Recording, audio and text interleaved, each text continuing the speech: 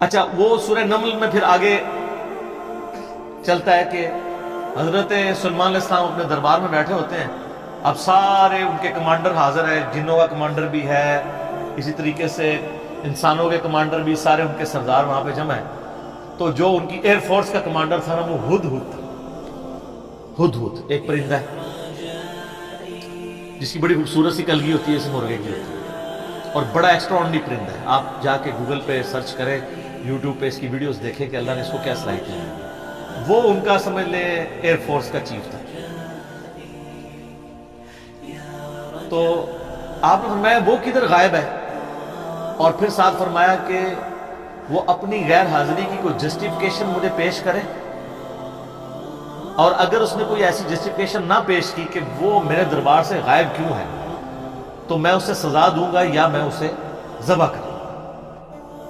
بس یہ آپ ورڈک بولتے ہیں. تو تھوڑی دیر بعد ہدہد آ جاتا ہے اور وہ اپنی جسٹیفیکیشن پیش کرتا ہے. اب ظاہر ہے وہ میں نے بتایا کہ سورہ نمل میں ہی آتا ہے کہ اللہ تعالیٰ نے جانوروں کی بولیاں سکھا دی تھی. تو حضرت سلیمان علیہ السلام اس سے پوچھتے ہیں کہ بتاؤ. سر پھر ہدہد دیکھیں کڈا پکا مواحد سی. وہ کہتا ہے کہ اے سلیمان علیہ السلام، میں آپ کے لیے ایک ایسی خبر لے کے آؤں جو آپ کے علم میں بھی نہیں. بابی نہیں تھا ہدہد نا.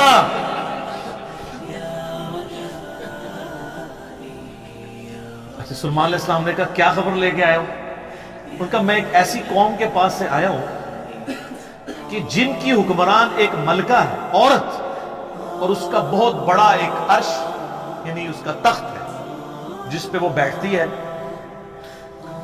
اب وہ آپ کو نا ویسے کھنڈرات بھی اس کے مل چکے ہیں، ایک پکچر ہمیں ملی ہے، انشاءاللہ ہم اس میں اٹیچ بھی کریں گے. آلموسٹ سمجھ لیں وہ کوئی آج کے دور کے اعتبار سے آپ دیکھ لیں کوئی 50 فٹ چوڑا اور لمبائی میں تقریباً 100 فٹ اور اونچائی میں بھی تقریباً 50 فٹ کے برابر. مختلف اقوال ملتے ہیں. یعنی ایک اچھا خاصا بڑا اس کا تخت تھا جس پہ اس کے سارے وہ سردار ارد گرد بیٹھتے تھے، اور وہ پتھر کا بنا ہوا بڑا سا. ان کا میں نے ایک عورت دیکھی ہے، تو وہ آپ کے علم میں نہیں ہے کہ وہ حکومت کر رہی ہے ان پہ، اور بڑا اس کا ایک تخت ہے، اس کے کئی سردار ہیں، اور شیطان نے ان کے برے اعمال ان کی نظر میں سنوار دیے ہیں. وہ اللہ کو چھوڑ کے سورج کی پوجا کرتے ہیں. سر ایک ہدہد کو بھی ٹینشن ہے شرک کی. آپ ذرا یہ دیکھیں. اسی لیے اللہ تعالیٰ نے فرمایا نا کہ قریب ہے کہ آسمان پھٹ پڑے اور زمین شک ہو جائے اور پہاڑ ریزہ ریزہ ہو جائے.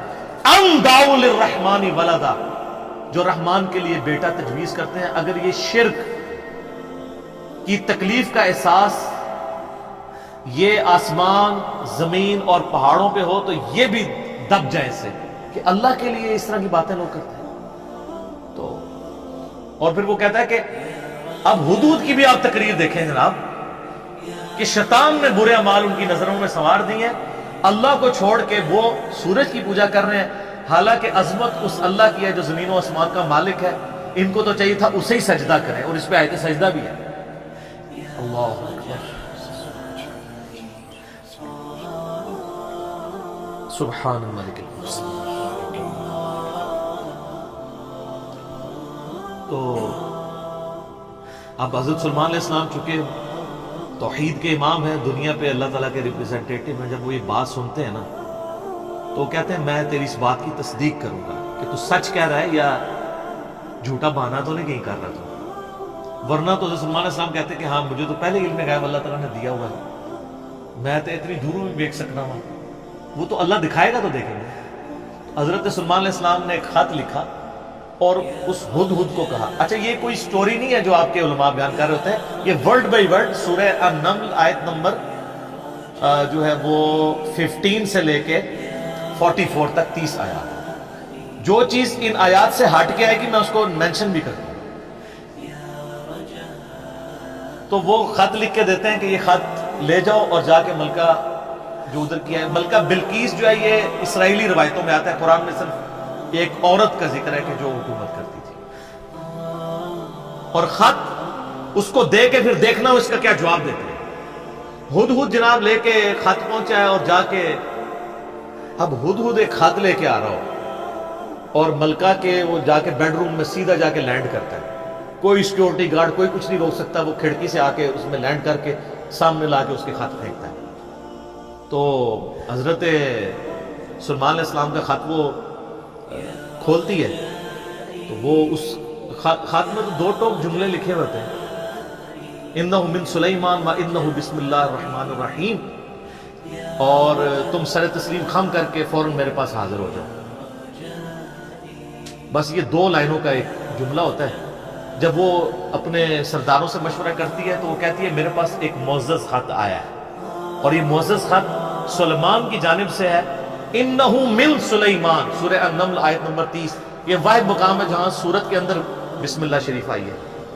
ایک عزت والا خط آیا ہے۔ عزت والا وہ اس لیے کہتی ہے، وہ اس کو پتہ چل گیا کہ غیر معمولی بندہ ہے، کہ ہدہد جس کا خط لے کے آ رہا ہے میرے پاس، تو ظاہر ہے یہ کوالٹی تو اس کے پاس نہیں تھی کہ یہ کوئی کتنا بڑا بادشاہ ہے کہ جس کو اللہ نے یہ حکومت دی ہے کہ جانوروں پہ بھی اس کی حکومت ہے۔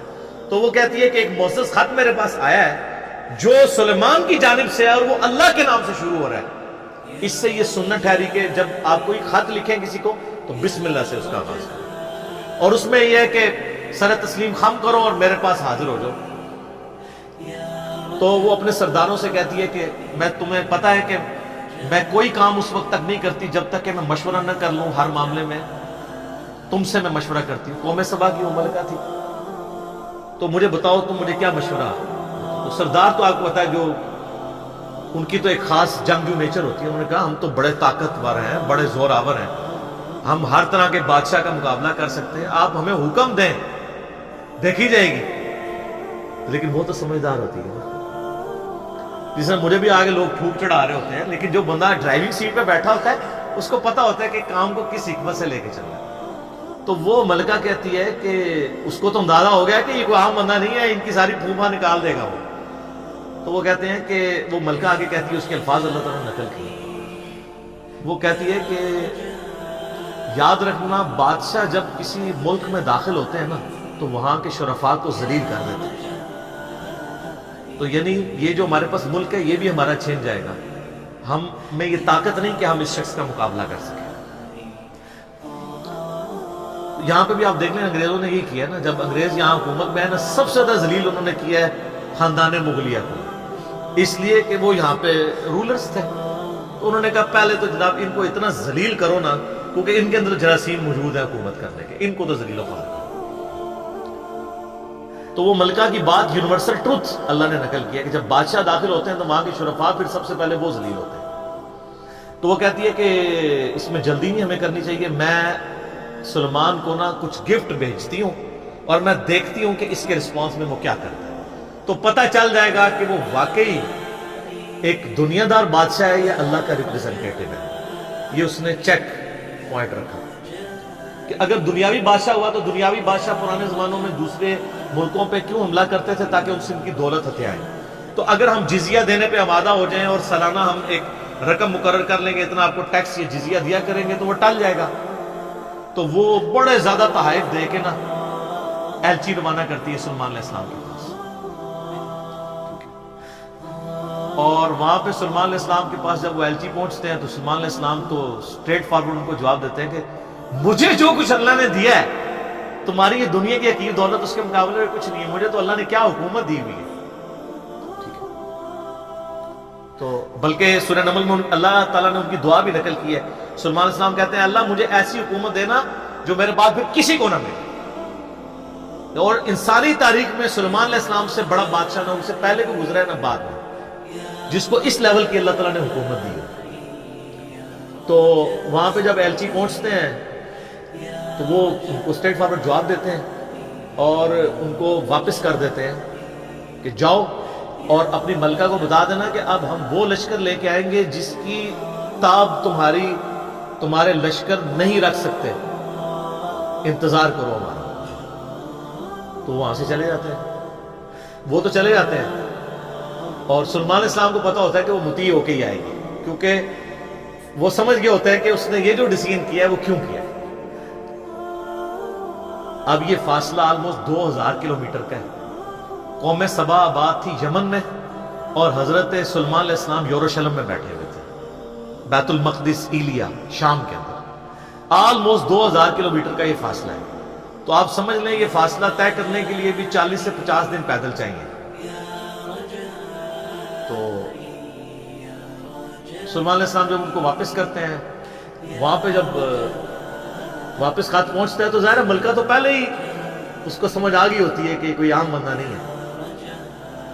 تو ملکہ یہ ڈیسائیڈ کرتی ہے کہ میں خود سلیمان کے پاس جاؤں گی، کیونکہ اس خط میں پہلے میں کیا لکھا تھا کہ موتی ہو کے میرے پاس حاضر ہو.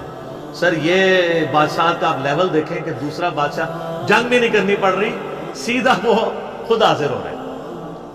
خیر اس بات کو کچھ عرصہ گزر جاتا ہے. جب اس کا لشکر آنے کے 3-4 دن یا کچھ دن باقی رہ جاتے ہیں نا، تو سلیمان علیہ السلام اپنی مجلس میں بیٹھے ہوتے ہیں. تو سلیمان علیہ السلام اپنے درباریوں سے کہتے ہیں کہ وہ جو بلقیس ہے وہ موتی ہو کے میرے پاس آنے والی ہے. ان کو پتہ ہے، فیڈ بیک مل جاتی ہے، اللہ تعالیٰ نے وحی کے ذریعے آگاہ کر دیا. تو پھر وہ ایک گفتگو کرتے ہیں وہاں پہ، جہاں پہ وہ تخت بلقیس کا ذکر ہے. اور آصف بن برقیہ کا نام قرآن میں نہیں ہے، یہ اسرائیلی روایتوں میں. وہ سورۃ النمل کی آیت نمبر ہے 30. اعوذ باللہ من الشیطان الرجیم، بسم اللہ الرحمن الرحیم. بلکہ آیت نمبر 30 میں تو وہ یہ آگی 38 نمبر سے آن ورڈ. 30 تو پہلے گزر چکی نا، انہ من سلیمان و انہ بسم اللہ الرحمن الرحیم. یہ آیت نمبر ہے 38.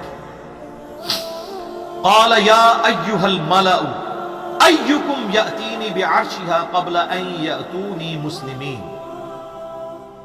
حضرت سلیمان علیہ السلام کہتے ہیں اے میرے سردارو، جو میرے ساتھ اٹیچ لوگ ہو، تم میں سے کون ہے کہ جو مجھے اس ملکہ کا تخت لا کر دے اس سے پہلے کہ وہ سر تسلیم خم کرتی ہوئی میرے پاس حاضر ہو جائے. کون ہے کہ جو ایسا کرے؟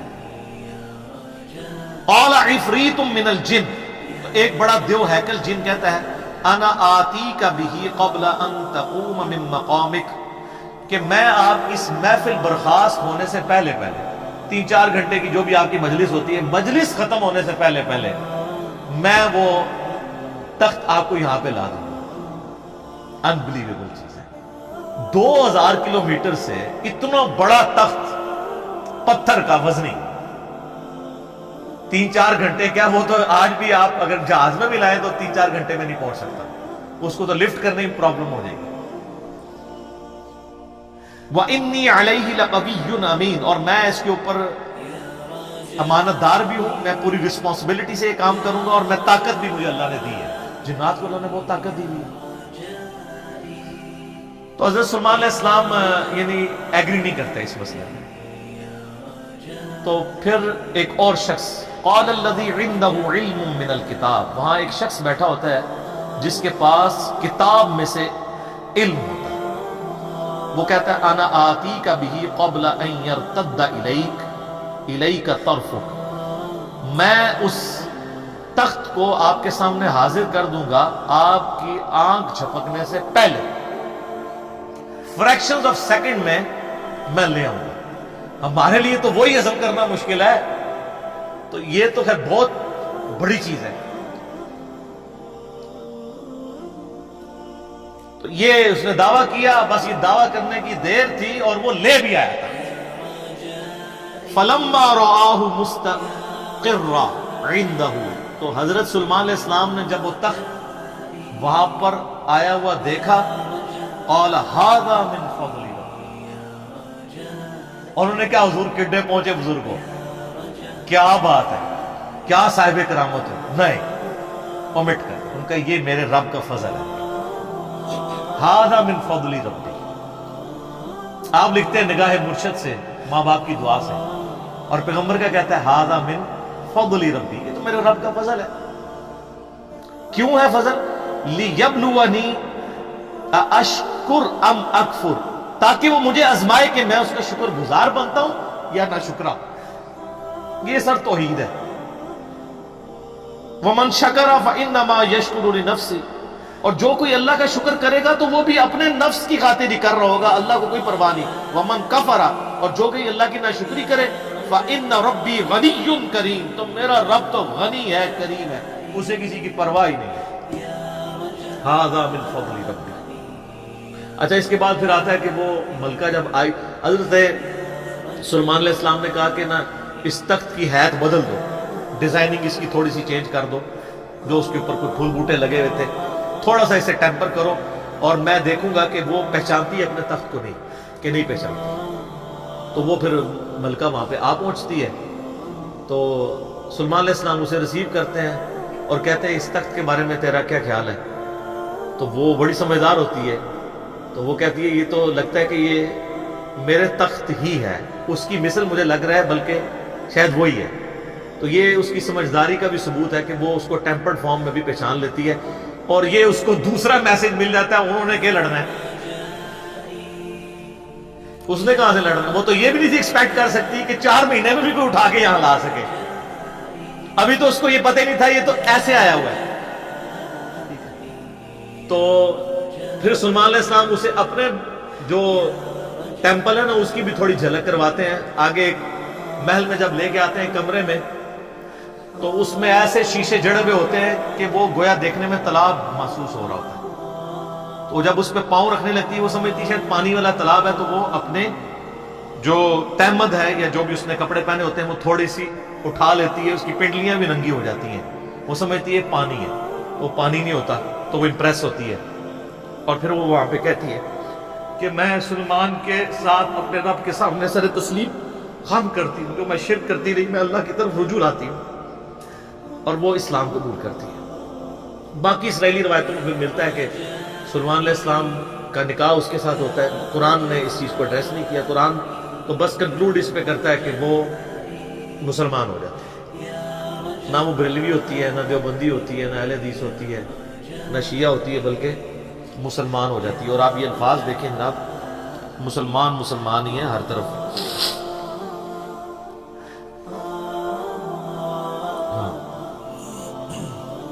قالت رب انی ظلمت نفسی، وہ کہتی ہے میرے رب میں اپنی جان پہ ظلم کرتی رہی اس سے پہلے، واسلمت مع سلیمان للہ رب العالمین، اور میں سلیمان کے ساتھ سر تسلیم خم کرتی ہوں اس رب کے سامنے، اللہ کے سامنے جو سارے جہانوں کا پالنے والا ہے، میں سر تسلیم خم کرتی ہوں، میں مسلم ہوتی ہوں۔ تو وہ اپنا آپ اپنے رب کے حضور سر تسلیم خم کرتی۔ تو یہ واقعہ یہاں پہ مکمل ہوا۔